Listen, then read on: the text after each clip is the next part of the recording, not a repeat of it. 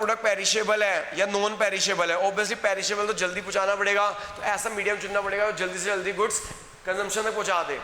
Non perishable है तो आप रोड से भेज सकते हो या रेल से भेज सकते हो। कॉस्ट एंड लोकेशन और टारगेट मार्केट। कॉस्ट क्या आएगी भेजने की, ऑब्वियसली एयर से ज़्यादा आएगी, ट्रेन से कम आएगी या रोड से कम आएगी। लोकेशन कितनी दूर है आपकी मार्केट, ये सारी चीज़ों पे आपको ट्रांसपोर्टेशन डिसाइड करना होता है कि भैया नेचर ऑफ प्रोडक्ट क्या है, कॉस्ट क्या है प्रोडक्ट की, लोकेशन क्या है, टारगेट मार्केट की। इन चीज़ों से आपको डिसाइड करना होता है कि किस मीन से आप भेजोगे, रेल से भेजोगे, रोड से भेजोगे, कैसे भेजोगे। अगला है जो स्टोरेज और वेयर हाउसिंग, ये ऑन नहीं है जो और है, स्टोरेज और वेयर हाउसिंग है। क्योंकि ये स्टोरेज और वेयर हाउसिंग क्यों जरूरत पड़ती है बच्चों, क्योंकि बेटा टाइम गैप होता है। किस चीज़ में टाइम गैप होता है?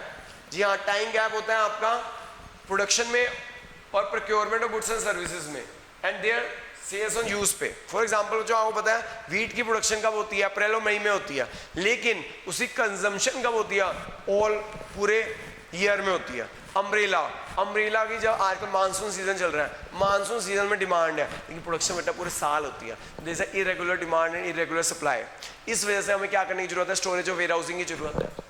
ठीक है जी, तो रीजन है irregular demand and irregular supply, इस वजह से हमें स्टोरेज की जरूरत है क्योंकि टाइम गैप है जो प्रोडक्शन के दौरान और उसकी कंजम्पशन के दौरान। इस वजह से why there is a need for storage and warehousing. याद रखना बच्चों, there is a time gap between production and consumption और यूज, इस वजह से हमें वेयर हाउसिंग और स्टोरेज की जरूरत है। इरेगुलर डिमांड है, जैसे हमने एग्जांपल दिया मैंने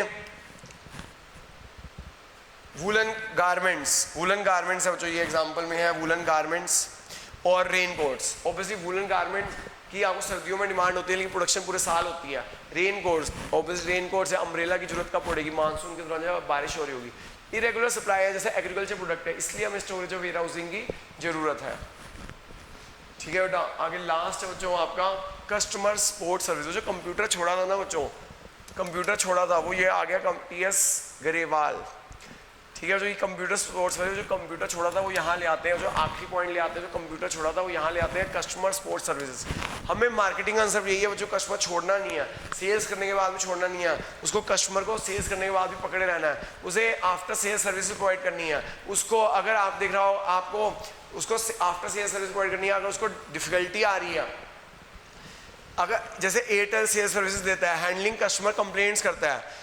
आप देखिए जो कस्टमर को प्रोडक्ट भेजने के बाद भी आप कस्टमर की कंप्लेंट डील करते हो, उसे मेंटेनेंस सर्विसेज देते हो, टेक्निकल सर्विसेज देते हो, तो उससे क्या फायदा होगा? हमारा एम क्या है इस चीज़ का? एम है कस्टमर को मैक्सिमम सेटिस्फेक्शन देना। एडवांटेज क्या होगी? वो आप ही के पास आएगा, रिपीट सेल मिलेगी, ब्रांड लॉयल्टी बनेगी। वो जो मारुति जो है कंपनी, उसको रिपीट पता क्या फ़ायदा मिलता है? उनकी आफ्टर सेल सर्विस बहुत अच्छी है। उनकी जो है ना, आप उनकी ऐड यही होती है कि आप कहीं पे भी चले जाओ, दूर दराज के पहाड़ पर जाकर हमारा सर्विस स्टेशन है, हम आपको सर्विस देने के लिए बैठे हुए हैं। इस वजह से कस्टमर सोचता है कि भैया इसकी सर्विस सबसे बेस्ट है, आफ्टर सेल सर्विस बहुत अच्छी है, अगर मेंटेनेंस में कोई दिक्कत नहीं आती है तो हम मारुति लेनी है, तो मारुति की इसलिए रिपीट सेल सबसे ज़्यादा होती है, तो ब्रांड लॉयल्टी सबसे ज़्यादा है। तो कस्टमर सपोर्ट सर्विस का मतलब है कि सेल करने के बाद भी उसे छोड़ना नहीं, उसकी कस्टमर की कंप्लेंट डील करना, उसको रिपेयर एंड मेंटेनेंस सर्विस देना, उसे टेक्निकल सर्विस देना, बस ये सब चीज़ें हैं कि उसे सेटिस्फेक्शन मिल जाए, यस यही प्रोडक्ट सबसे अच्छा है। इससे क्या होगा? रिपीट सेल्स होगी, ब्रांड लॉयल्टी बढ़ेगी। ठीक है बच्चों, तो मुझे उम्मीद है आपको ये सारे फंक्शन याद हुए होंगे। एक बार फिर से ट्रिक बताता हूँ, देखिए बच्चों, आइए देखिए हमारी ट्रिक। पहला है बच्चों gathering analysis of market information. Good morning Parag sir. Student ने कहा good morning Parag sir. G for gathering analysis of market information, M for market planning. P Parag sir. P क्या है बच्चों? आपका product designing and development. S standardisation grading. Parag sir ने answer दिया, पढ़ लो बेटा। कंप्यूटर हमें काटा जरूर था लेकिन आखिरी में आएगा, 12वां पॉइंट है, याद रखना। कंप्यूटर जरूर यहाँ पे है लेकिन 12वां पॉइंट है, तो पढ़ लो। पी फॉर क्या है बच्चों? पी आ गया आपका पैकेजिंग एंड लेबलिंग। बी क्या है? ब्रांडिंग। कंप्यूटर जरूर यहाँ पे लेके आखिरी पॉइंट आएगा। फिर आप पढ़ लो बेटा कंप्यूटर पे जो पी फॉर 3 पी है बच्चों, यहाँ पे है प्राइसिंग, फिर है प्रमोशन, फिर है प्लेस। ठीक है बच्चों, प्लेस को फिजिकल डिस्ट्रीब्यूशन भी कहते हैं। टी क्या है बच्चों? टीएस ग्रेवाल से। टीएस ग्रेवाल से यहाँ पे ऐसे कर सकते हैं, हाँ टीएस ग्रेवाल से कर लेते हैं। कंप्यूटर हटा ही दो बच्चों, कंप्यूटर हटा ही दो, कोई दिक्कत नहीं। आप 12वां पॉइंट यहाँ कर लेते हैं। टीएस ग्रेवाल से कर लेते हैं 12वां पॉइंट। कंप्यूटर लिख जरूरी है कि सर कोई यूज़ नहीं आएगा, तो हमारा आ गया 10वां पॉइंट ट्रांसपोर्टेशन। और 11वां पॉइंट आ गया बच्चों, 11वां पॉइंट है आपका T for transportation, S for storage और वेयर हाउसिंग से। 12वां पॉइंट आ गया customer support service, sport service. ठीक है बच्चों, तो आपको उम्मीद है, मुझे उम्मीद है आपको याद हुआ होगा। आइए एक बार मेरे साथ रिपीट कीजिए। ट्रिक बताया था, जो स्टूडेंट पूछ रहा है good morning Parag sir, student पूछ रहा है गुड मॉर्निंग पराग सर।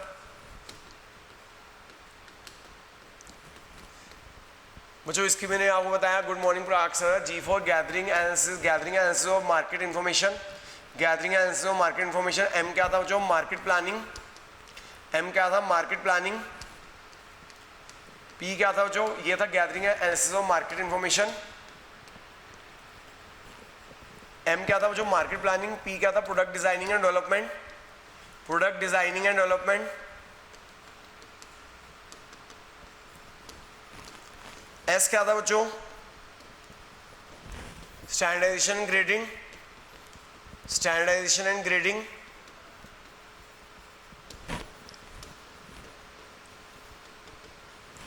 तो पराग सर ने क्या आंसर दिया इसका, पढ़ लो बेटा।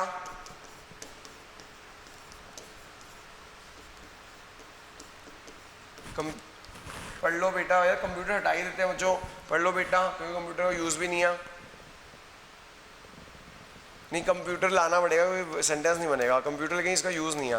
कंप्यूटर पर टीएस ग्रेवाल से। तो जो हमारा ये पहला, दूसरा, तीसरा फंक्शन, चौथा फंक्शन, पांचवा फंक्शन क्या है बच्चों, पांचवा फंक्शन है आपका, पढ़ लो, पांचवा फंक्शन था आपका पैकेजिंग एंड लेबलिंग।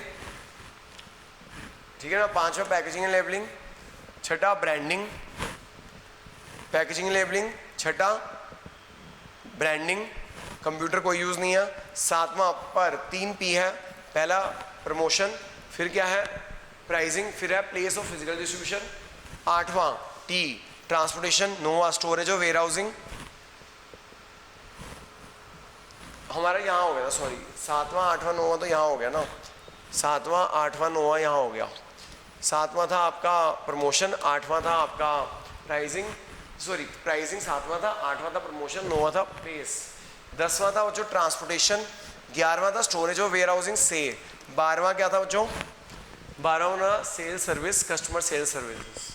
मुझे उम्मीद है आपको ये क्लियर हुआ होगा, 12 फंक्शंस आपको क्लियर हुए होंगे, आपको याद हुए होंगे। ट्रिक याद कर रख लेना बच्चों। Good morning Parag sir, student कह रहा है, पराग सर कह रहे हैं पढ़ लो बेटा कंप्यूटर पे टीएस ग्रेवाल, कंप्यूटर का कोई यूज़ नहीं है बच्चों, याद रखना। थैंक यू बच्चों।